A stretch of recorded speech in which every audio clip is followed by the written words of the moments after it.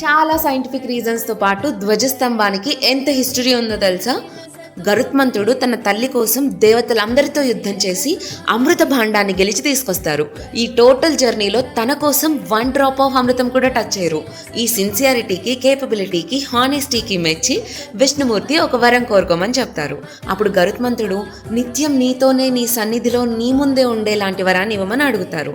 ఆ భక్తికి మెచ్చి విష్ణుమూర్తి 1 కాదు 2 వరాలు ఇస్తారు.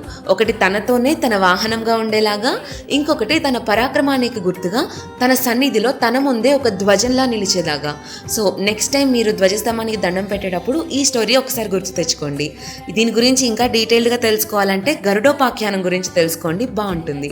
ఇంతకీ నేను ఏ టెంపుల్లో ఉన్నానో తెలిస్తే కామెంట్ చేయండి, చూద్దాం. గరుడగమన తవ చరణ కమలమిహ మనసిల సతు మమ నిత్యం. గరుడగమన తవ చరణ కమల